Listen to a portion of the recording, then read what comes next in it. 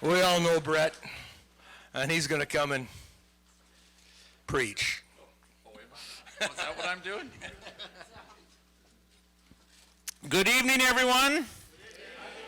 Thanks for coming out. We're going to have a good time tonight. I'll tell you why we're going to have a good time tonight, because there's candy, there's snacks, and I love candy. I'm a big candy person. I love that the holidays each have their own kind of candies. I'm looking forward to Valentine's Day even. I love to buy my wife candy on Valentine's. You know what I like, Valentine candy? I like the little heart candies that have the messages on them, you know? BFF, be mine, love. You know what's neat about those candies? If you can't read the writing on them, just take a piece and write it on the wall or the sidewalk, because it's made out of chalk. I mean, you can just make your own message. Now, my wife and I, who's here in the back there, my wife and I have been married 31 years, and thanks a lot. We've been married 31 years, and we both love, on Valentine's Day, we love to exchange those chalky little candies with the messages on them. They all say the same thing. They all say Tums, but still, we exchange those. It's really great. You know, as a parent, so our son is 28 years old, our daughter's 26. When we were raising our kids, I'm pretty sure we confused them.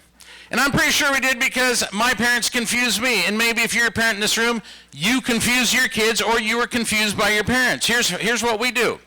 We teach them something all year long, and then we switch it on them at the last moment and we don't explain it. For example, we say to them all year long, do not talk to strangers.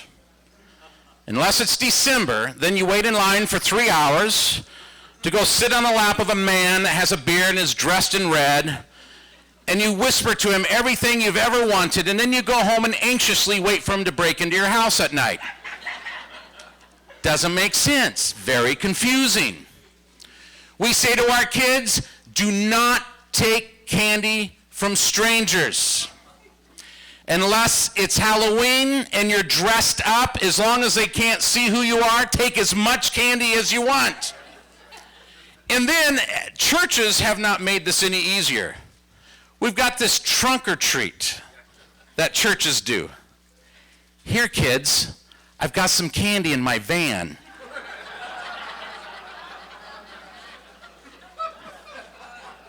What are we telling these kids?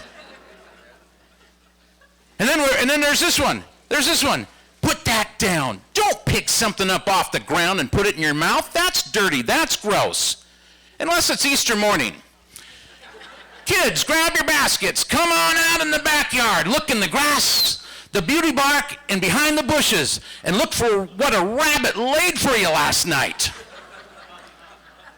And then eat it. It's got to be very, very confusing. Now, my wife and I are grandparents now. We have been grandparents for a little over a year. His name is Bryson Cole, and we love Bryson Cole. And you know, my daughter threw him a big first year birthday party, and it was a surprise, and I don't think he had a clue. It worked great. The thing with Bryson is I love holding Bryson. I can't get enough of holding my grandson. I love to just pick him up and walk around and point things out and hold him and just snuggle and all that.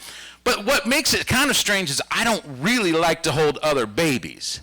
And this has been difficult, especially as a pastor, when friends or someone in the church has a baby and you go to the hospital and you walk in the door and the first thing they do is say, would you like to hold him? No, not really. I don't see where the satisfaction is in that. And I like to throw people off. This is what I like to do. Like, let's say I'm going to introduce them to my dad. I say, hi, this is my father. Would you like to hold him? Just see what they do. You know what I mean? But names are important. When you have a baby, you've got to come up with that name. Now, my parents, I don't know how much time they spent on mine. I didn't get one of those cool biblical names. I'm just Brett. My older brother, his name is Brandon. But when we were born, he was born in 68, I was born in 71, they didn't have ultrasounds, they didn't do ultrasounds, you didn't have these big reveal parties. You just had to make up names, and my parents had a backup name for each one of us in case we were born a girl. That was important back then. Now, my name, my parents told me that if I was a girl, my name was going to be Tisha Linnell. That's not bad, right? I mean, I could cut it down. I could be Tisha. I could be Tish. That wouldn't be too bad. My brother, if he was born a girl, his name was going to be Shanella Manette. Shanella Manette. Now, my parents weren't hippies, so I know they weren't on drugs. The only thing I can figure is both of them grew up in Pentecostal churches, and they had a revival night, Shanella Manette, hallelujah. It's the only thing that makes sense to me. Bryson, we're trying to teach Bryson how to talk, right? He's just at the stage where he grunts and he points, and he grunts and he points. And they were over the other day, and Kim and Heather, they're in the room, and they're going, can you say mama? Can you say mama? Can you say dada? Can you say dada? Can you say mama? And then I went upstairs to do something. I came back 5 minutes later, and both Kim and my daughter are like, what's a cow say? Moo. What's a dog say? Ruff. And I'm like, giving up already? You know what I mean? Like, they're not going to catch our language. We might as well bring them into the animal kingdom, you know? See what they can figure out on their own. At least this way he could communicate with our pets, so that'll be nice, you know. He's growing. He's going through these different stages. Here's the thing. He can't talk. He doesn't know words yet. He hasn't figured that out. But he knows what we're saying. So we started doing this thing with him where we go, if you're happy and you know it, clap your hands. Thank you so much for playing along. Now, before we go any further, let me just say, I don't think this song makes sense at all.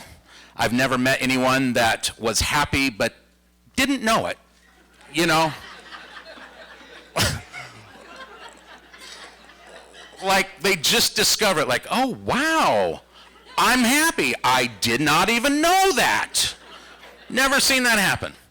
But we were trying to get him to learn how to clap, and he got so excited about the song that every time we would say, if you're happy and you know it, clap your hands, he would stop whatever he was doing and he would clap his hands. And it's just been really fun because he'll do it, and now he stomps and then he turns in circles and so forth. Well, this summer, Kim and I and Bryson were out on the deck, out on the back of our house. He's got this little plastic slide. And he was all excited to show me that he could get up on his own, sit there, and slide down. So I'm sitting in the chair and I'm watching him. I'm good, you're doing good, you're doing good. And he gets up there and he's watching me and he sits down, but he sat down on his leg and then he went to slide and his foot caught and he fell straight forward, landed on his face with his legs behind him, his left arm behind him, and his face on the ground like this. And the look on his face was just fear. And you know, as parents and grandparents, you try not to like react too much because, well, if they don't know they're hurt, just like not knowing they're happy, they won't react, right? So he's laying there, and we look at each other, Kim and I, and we go, if you're happy and you know it. And laying on his face, he goes, just clapped on the deck. He's going to have a good life. That boy's happy. But raising kids, I think, is by far the most difficult thing I've done. My wife and I, we talked about this the other day. We love our kids. We love them. But it's hard. It's hard. You worry about them. It doesn't matter how old they are. You try to be there for them. And what was really hard was when we were raising the kids, not ever knowing what they were going to do in public. You know what I mean? Like you try to teach them how to behave in public and so forth. And I was on staff at Church by the Side of the Road. Dennis Sawyer was my boss, my pastor, and it was one Sunday morning, Pastor Sawyer, I had just finished doing announcements. I was the associate pastor. I came off the platform. He begins to preach. My mom, myself, and Kim, we're all sitting on the back row in the back of the church, kind of like where the ushers sat. And we're enjoying the sermon, and all of a sudden, Kim digs her nails into my left leg. And she goes, look, look. And I look back. Now, behind us was a big window that looked into the preschool class where our son was. And I looked back there, and you couldn't hear anything, but you saw the teacher bending down, trying to persuade our son to come and join the other kids. Come on. Listen. He is sitting there. Let's see, I don't have a solid wall. He's sitting there with his arm against the wall, legs crossed. He's got a leather bomber's jacket on, and he's smoking a Crayola Koran in his left hand. And I mean, when I say smoking, he's like, he begins to ash it, you know, and we're like, what? And he's doing like circles. The teacher's trying, and he's like, no, I don't think so. And Kim's like, do something. I'm like, what? And pretty soon my mom turns and sees, and she looks at me and she says, I've prayed for this day. You reap what you sow, boy. I had to go home and have a talk with my 4-year-old of how bad Crayolas are for your health, you know? That wax, you know, it's bad for your lungs. Turns your teeth yellow or whatever color you're smoking at the time. You don't want to do that. You don't want to do that. We were out at Olive Garden one night. He was 7 years old. Our daughter was 5. And I got to tell you a little difference between our kids. Our son, you've never had to guess what he's thinking. He always just says it, right? He's never been shy, and he loves to talk. Our daughter, very shy, just kind of the peacemaker. Well, we get into the restaurant, and our daughter, 5 years old, she wants to order for herself for the first time. Can I order? We're like, sure, okay, yeah, you can do that. Waitress comes up, she goes, okay, what would y'all like? So my wife orders, and then I order, and our son, and then it gets to our daughter. Now Heather gets nervous, and she gets her words twisted up, and she gets shy, and she's like, I want, and my son is about to lose it. He's getting angry. He can't, it's like, hurry up. And she's like, I would, my son finally has enough, and he goes, she wants the stripping chicks.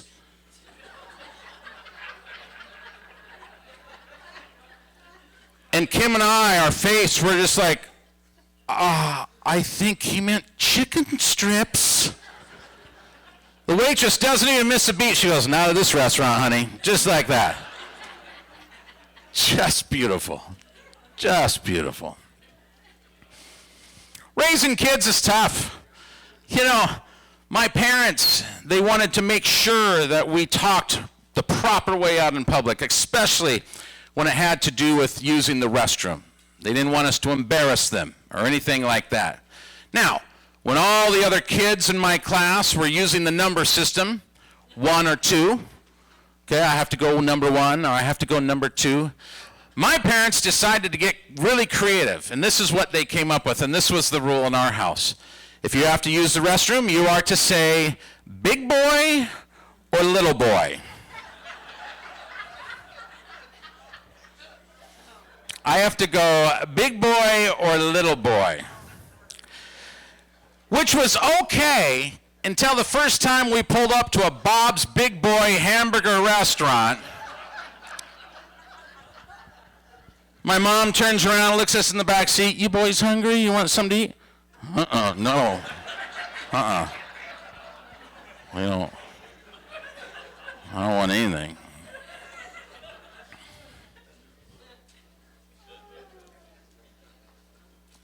I was on a flight from Seattle to Chicago earlier this year. My wife and I were sitting there, 2 rows ahead of us. This girl, this little kid, I mean, God bless her, but she was obnoxious, and she was just going crazy and being loud.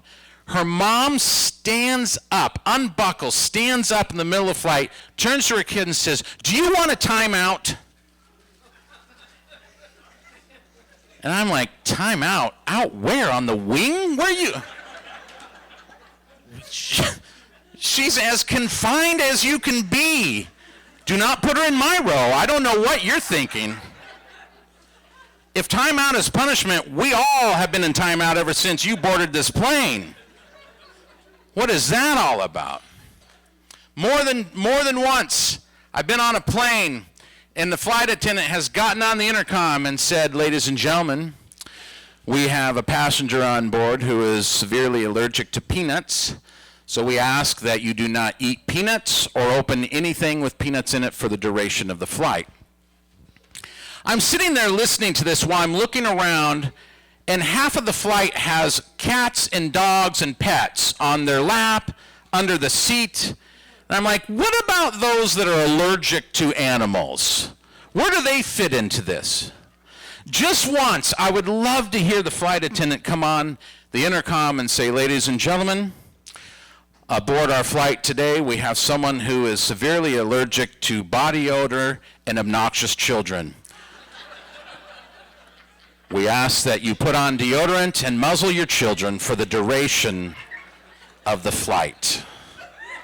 That would be wonderful. I think that would be great. Now, you know, it's interesting. I did a comedy show in Spokane. And after the show, this guy, I don't even know, this guy comes up to me and he's like, "Oh man, great show." And he's got his buddy with him and he goes, "I brought my friend here too." And I'm like, "Oh, great." So I said to his friend, "Hey man, great to have you." He goes, "Oh, my friend loved the show." I'm like, "Oh, that makes me feel good." I said, "Have you lived around here most of your life?" And I'm carrying on, and the first guy goes, "Oh man, he's deaf."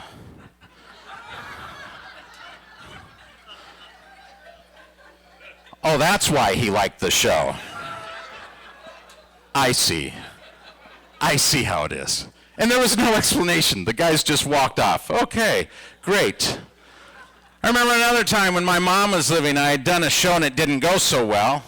And she calls me up, "How did it go? How did it go?" I said, "Oh, it didn't go very well. Not a lot of laughs, and I don't know, it just didn't go well."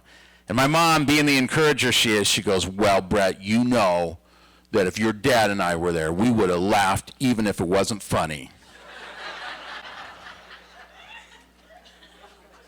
I think of that often, more often than you might think. So I'm 52, which means I have a few more doctor's visits than I used to have. Recently, my doctor told me I needed a colonoscopy. He said, in order to have a colonoscopy, you need to be cleansed and fully flushed before this can take place, before the procedure. So he gave me a prescription for one complete meal at Taco Bell, which I thought, well,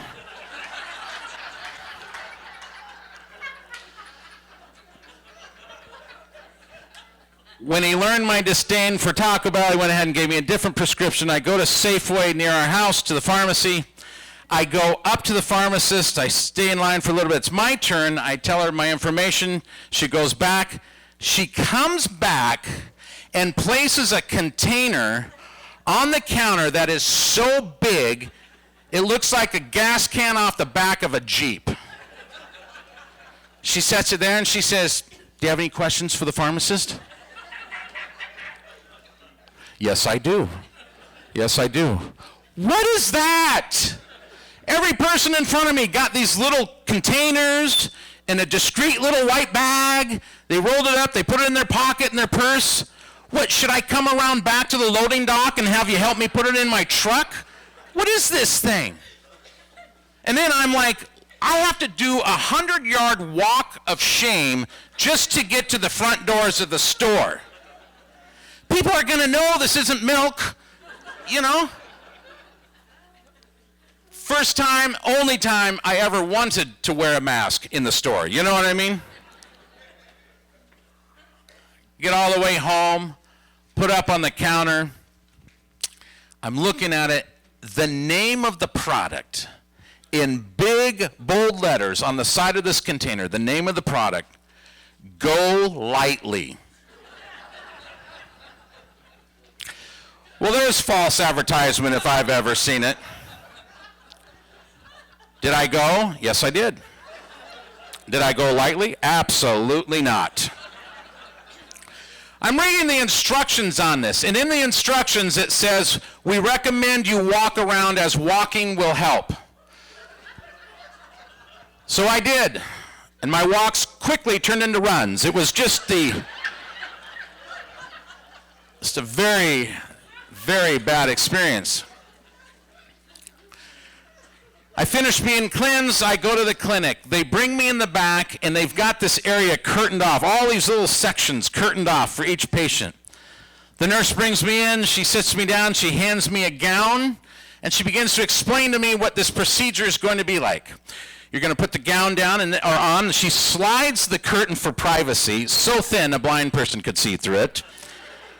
Is explaining all this stuff, and she says, put the gown on, lay on the gurney, they're going to come, they're going to wheel you back, they'll do the procedure, and then they're going to bring you back here to this same room, and you must pass gas before you go. And I said, I'm sorry, excuse me, what did you just say? She said, you must pass gas before you can go. Did I die and go to heaven or what? A woman is asking me to pass gas? This is great. So I got changed. They come and get me. I'm on the gurney. They take me back. Now they bring me back. Now I'm completely sedated.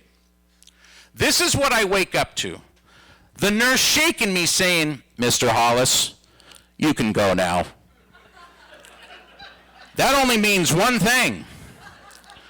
I passed gas loud enough for them to hear it clear at the nurse's station, and I slept through the entire thing. It sounded like a middle school band room. I thought the nurses were gonna hold up scorecards when I went by, 10, 7, 6. It was not fun. Not fun at all. Now, I mentioned earlier, I'm 52. In my entire life, I have never heard this before, like just a year ago. I just recently found this out. I'm going to tell you what it is, and then I'm going to ask by a show of hand how many of you knew this fact before coming here tonight. Did you know that your nose and ears never stop growing? How many of you knew that? Your nose and ears, the rest of you are like, what? That's how I was. It's a true fact.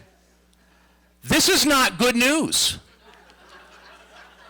The tables right here, I'm sure you can tell. Those in the back, I don't know if you can see or not, but I have large nostrils. I was born with large nostrils. Now, they were convenient for my father when he wanted to move me in different places in the room.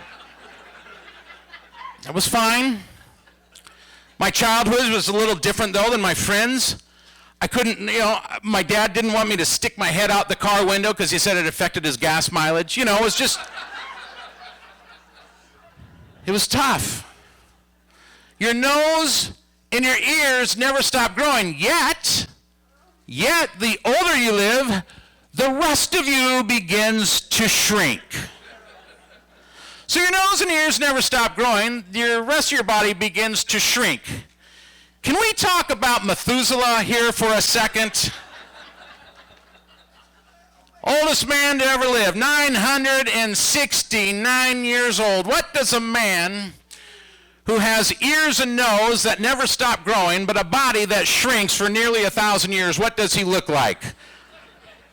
I'm guessing a really large elephant head with 2 sandals sticking out from underneath it. Look, God knows what he's doing. We realize this. God is the perfect creator. So I don't argue, I don't fight against it.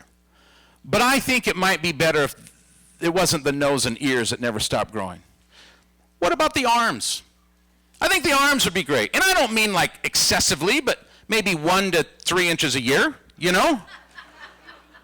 I mean, think about this. I could tie my shoes without bending over. I could reach the remote no matter where in the room I left it. I could hug and social distance all at the same time. It would be amazing. Amazing. Are you having an okay time so far? Good. Good. Kim, my wife, comes to me and she says, "Can we get a puppy?" I said, no. We already have a German Shepherd. We have a 115-pound German Shepherd. I'm like, absolutely not. No way. I don't want another dog. She goes, please. Why do you want a puppy? I just want like a lap dog. He would love to lay in your lap.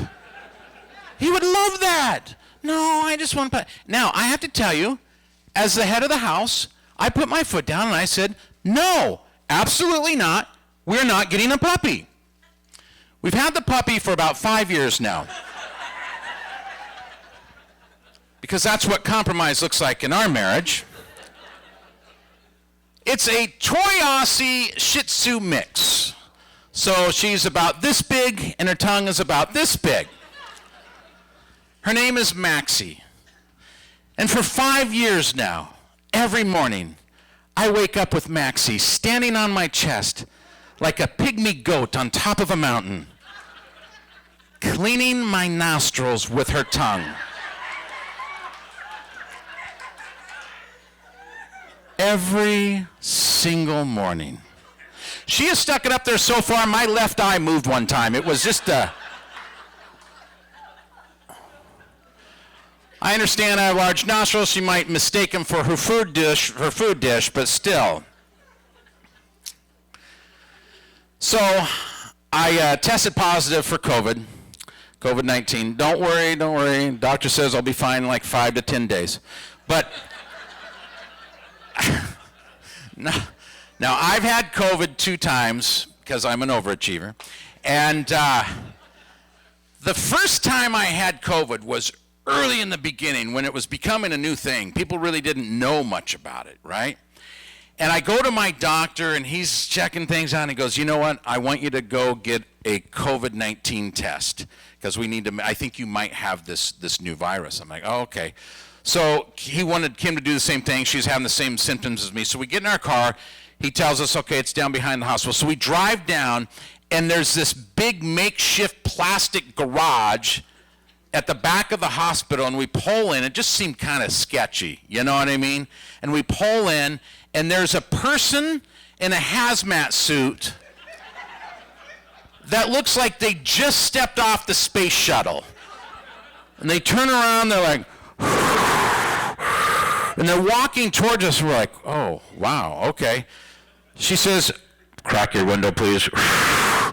Roll down the window. Give me some identification, please. Okay, give it to her. She says, I'm going to take a Q-tip. I'm going to swab each nostril. I need you to sit still. Do not move your head. Okay. Now, I don't remember moving my head. I don't remember even looking away. But apparently, I looked away long enough for her to take the antenna off of my car because I believe that's what she used. She took this thing and she started going, it looked like she was playing pool. And I was going into shock. Like she was shoving it so far back. Look, if I had someone in the back seat, we could have done a 2-for-1 that day. And all of a sudden I'm seeing stars and I've got an instant headache and my eyes hurt and she pulls that thing out of my nose. Now, disclaimer, yes, I did have tears so I couldn't see clearly. I'm pretty sure though, when she pulled it out, I saw pieces of leather from my seat, a little bit of neck hair and some brain on the end of that thing. And I'm crying and I'm in so much pain. And Kim is next. And so I'm trying to act tough and I'm trying to look this way. And I'm like, just tears. And I'm just like, what was that? What was that? You tell us don't stand near anyone because you're so contagious and wear latex gloves and don't touch anything that anyone else has touched and wear a mask. Well, maybe 2. How about 3 and then a welding shield over that? And you tell me to social distance, all these different things. But then you take a pool cue and you have to stab it to the stem of my brain to see if I might possibly have this. I could lick a stamp, send it into Ancestry.com, and they could tell me where my great-grandfather went to preschool. But you have to do this to see if I might have that. Look, if I knew it was that invasive, I would have brought my wife's dog down and say, just take her tongue, just check it out. She'll give you everything you need to know about me, I guarantee you. Be just fine. Just fine. You know, both times that I had COVID, I lost my sense of taste. I lost taste. Kim's cooking has never been better.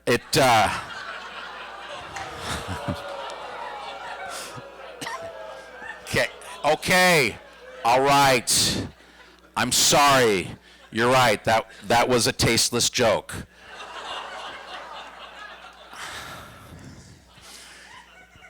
Incidentally, when I told that to her that first time, I that night ended up having a loss of dinner, a loss of a bed to sleep in, and temporary loss of sight in one of my eyes for the rest of the night. So it just didn't work out so great for me. COVID was an amazing experience. I mean, you know, we're all locked in our houses, nothing to do, and you know, all this stuff. Well, we ended up watching a little bit more TV than we normally would. And the thing about the TV was we watched shows, but I began to pay attention to commercials more than I ever had before. I came up with some favorite commercials that I remember during that time I wanted to just share with you. The first one was Advanced Hair Restoration. Advanced Hair Restoration, they wanted to help us get through COVID. That was on their commercial. What they said is, you would be amazed of how much more energy you would have with a full head of hair. I don't know about you, but I have never sat on the edge of my bed in the morning and gone, oh, I'm so exhausted. If only I had more hair. I could mow the lawn or something.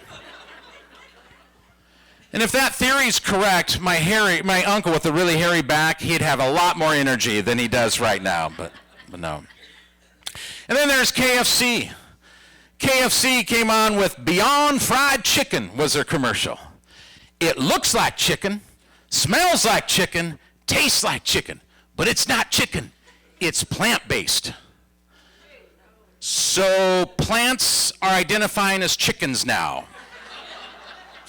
How far is this going to go? And I don't understand why they're bragging. McDonald's has been selling fake chicken for years. I don't get that. Then I like the medicine commercials, you know.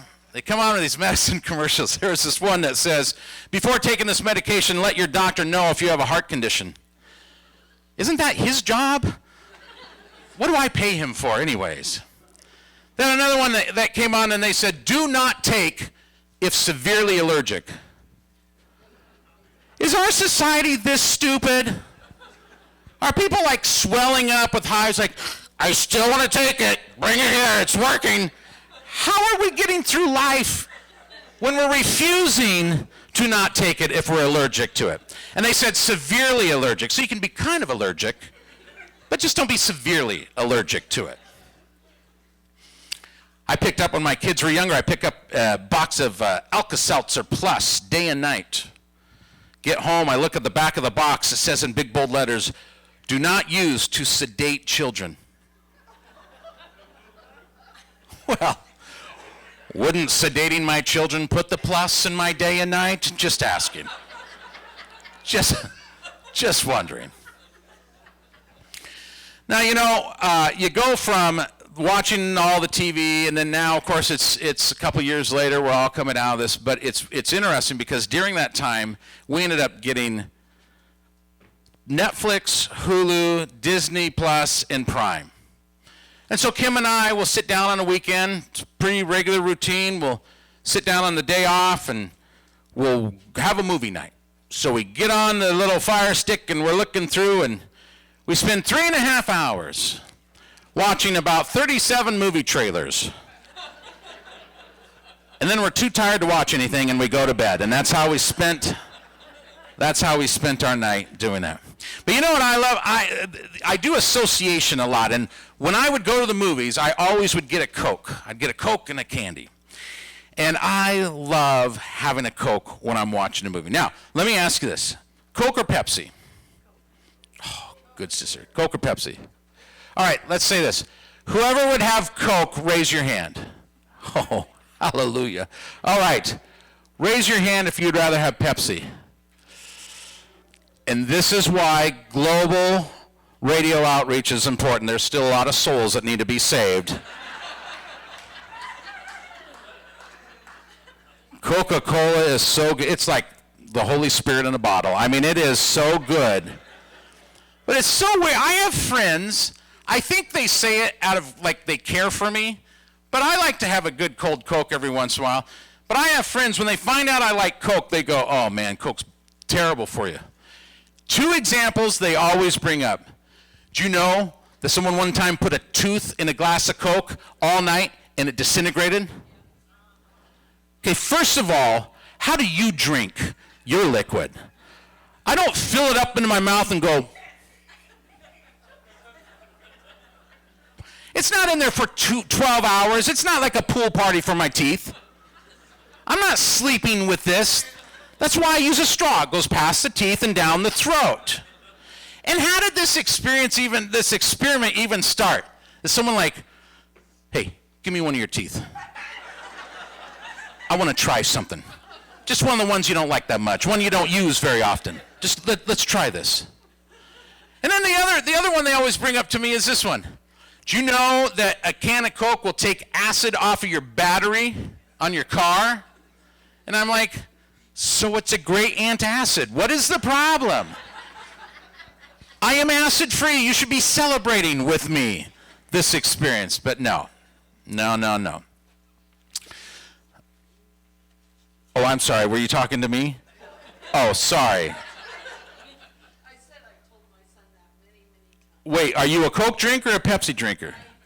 Neither. Oh, you're one of those. Okay. Diet Coke? See, I don't drink anything with the word die in it. You know what I mean? I just feel, okay, everybody's different. That's all right. No, I like Coke. It helps wash things down. You know, probably one of the strangest things I've had to eat. Yeah, I've been on a lot of missions trips, and I've eaten a lot of strange things. But one of the strangest things I ate was actually in Texas. I was at a big event in Texas, and they had this mystery meat, and they asked us to try it. And then at the end, they said, who can guess it? And the guy that guessed it correctly, they won a big thing. And I had it, and I'm like, it's actually not bad. And the guy that won, he guessed correctly zebra. It was zebra. And when they interviewed him on the stage, they go, how did you guess zebra? And the guy's answer was, tastes a lot like horse. I'm like, who is this guy? I'll tell you here's what I discovered the neat thing with zebra, though. Whether you prefer white meat or dark meat, every other bite is exactly what you want. It's really great. Really a great experience. I like to grocery shop. The produce area is an area you might find me a lot. You know, you ever been to the store and you're over in the produce and all of a sudden you hear that fake thunder and lightning and then the rain begins to pour? Okay, first time that ever happened, it scared me. I didn't know what was going on. I thought there was a leak in the roof. Now it's become my favorite part of grocery shopping. I will go and I will stand by the lettuce and I will wait for it. Now, here's something I learned. I have to be quick or I can never finish washing my hair. But if you get in there, it can be really good. Very satisfying. Don't you hate now that you have to pay for bags at the grocery store? My whole life I've never had to pay for bags. I was up on the thing and I got all these groceries and they're like, would you like any bags? And I'm thinking, what? Oh, man. And it's always at that point that I remember that I left the 48 bags in the back of the car and I refused to pay for a bag. And so one time I said to him, no, but I would like help out with my groceries.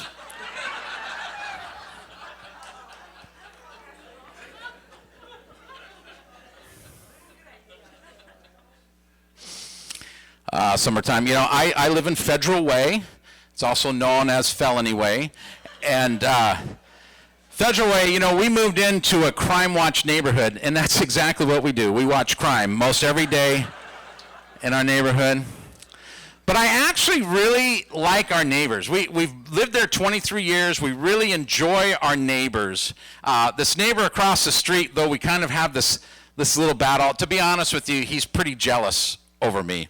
Our yards, you know, we have in common yards. And, you know, he's jealous because landscape companies constantly are dropping their cart off on my porch and trying to get business. And I think he's a little jealous at that. But he fancies it up, and then he started growing these sunflowers, big, tall sunflowers. And look, being that neighbor in competition, I'm like, all right, that's it. You're not going to outdo me. So I started growing sunflowers too, a whole bunch of them. Now, he'll tell you they're dandelions, but listen. Look, they're yellow, and they're just as tall as his sunflowers. Don't let him fool you. Now, one time we had a bee's nest we had to deal with. And I went to the store and I bought Raid, and it's like middle of the day, and I'm shaking this can. He walks over and goes, oh, no. You don't spray it in the daytime. You spray them at night because they can't see at night. And I'm like, neither can I. What, trying to kill me? What is this all about? Christmas time's coming. I know it's not even Thanksgiving, but Christmas time's coming. You get to start Christmas shopping. Some people love to shop online. I love to shop in person, and my favorite place to shop is Costco. It's just heaven on earth, really, you know? The thing about Costco that's so cool is you don't have to have a list when you go, because you don't know what you want until you get there. Like, I'll be pushing the cart, I'll look over, I'm like, you know, I think I do want a 100-pound bag of beef jerky. You know, the Costco in Federal Way now is selling caskets. Well, there's something everyone wants to buy in bulk, you know. My goodness. Now, you know, a lot of things happened in the world during the pandemic that didn't get as much exposure because the pandemic was being talked about all the time. Let me tell you about one in case you didn't know this. This is true now. Governor Inslee signed a bill stating that there is now another way you can lay your loved one to rest. Okay? So, you can either bury them in a casket, you can either do cremation, or now you can compost them. You know that garden you've always dreamed about? No, you can compost your now, there's a lot of things that brings up in my mind. Like, I just sit here and go, oh my word. But the thing that is so strange to me is, how does the family go about deciding? Like, do they sit there and go, well, Uncle Bill was always full of it. He'd make good compost. You know, how do they know? And as a pastor, I've spent many, many years at the bedside of people. I've done lots of funerals. I've been with families in their dire need. And I'll tell you, sometimes it's been uncomfortable for me. Because, I'll give you an example, I meet a lot of people throughout ministry that maybe are not on the same wavelength as me when it comes to theology or whatever, and I one time had this Catholic family contact me. And they said, would you please come to our home? We have a loved one that is dying. Would you please come, and would you give him last rites? And I'm always looking for an opportunity to minister. I'm looking for an opportunity to make connections. And I said, absolutely. And I got in my car, and I'm heading there. I'm like, I don't even know what that is. Like, I'm not Catholic. I didn't grow up in Catholicism. And I started getting nervous. And I pull up to this home, and I walk in, and the place is packed, and everyone's just standing there, and they're staring at me. So I walk in with my Bible, and I'm just kind of nodding, and I'm praying under my breath, dear Lord, tell me I don't know what to say. And I can't ask them. So I get over there and I'm looking around and they're all staring at me, and I reach down, I grab the hand, and I'm take a deep breath, and I just lean down and I'm like, you have the right to remain silent. Anything. I didn't know what to do. It was so embarrassing. I guess that's not how you do it. I found that out later. So I finally crossed to the other side. I wear a CPAP at night when I sleep. My wife highly recommended I go and get checked out. I did, and I need a CPAP. I am a CPAPper. Any other CPAPers in the room? Yeah, okay. Anyone else? Don't be shy. We're all in this together. Isn't it cool when you walk through the airport with your little briefcase, your little gray case, and you see other people, you feel like you're in a gang, you're like, what's up? What's up? I hate this CPAP, though. It does help, but I'll tell you, you look like Snuffleupagus when you go lay down in bed. I've got the kind that has nose pillows. They stick in your nostrils, and the strap goes over. And, it's weird because a lot of people will have, like, pizza. They'll have pizza right before bed, and then they have really weird dreams. Every time I put the CPAP on, all night I'm dreaming about inflating tires and blowing leaves off my driveway. It's so annoying. And so earlier this year, I got really sick. I had a terrible, terrible cold, and I was stuffy. My nose was stuffed. I could hardly breathe. And so when I went to bed, I thought, I almost didn't put the CPAP on. I thought, no, actually, it'd probably help because it'll clear it. That's what it'll do. It'll clear it. So I put it on, I set it, and I go to sleep. Now, what I'm about to tell you has never happened before, and it hasn't happened since. But at 2 o'clock in the morning, I instantly woke up out of a deep sleep because I had to sneeze. And I've never had this experience before. But when I woke up, and it was a big sneeze, and then I realized I have my CPAP on, I frantically sat up in bed, and I reached for my CPAP, and I was too late. And I just now listen, I'm not going to go into detail of what it looked like, what it felt like. But if you would like to know maybe what it was like for me, when you leave tonight, get in your car, get on the freeway, get up to about 90, stick your head out the window and sneeze, and you'll have a pretty good idea of what I experienced that night. I learned a very valuable lesson that night, and that is this: you reap what you blow. Hey, God bless you all. Thanks so much for coming. Thank you for having me. Thank you, Mike. God bless you.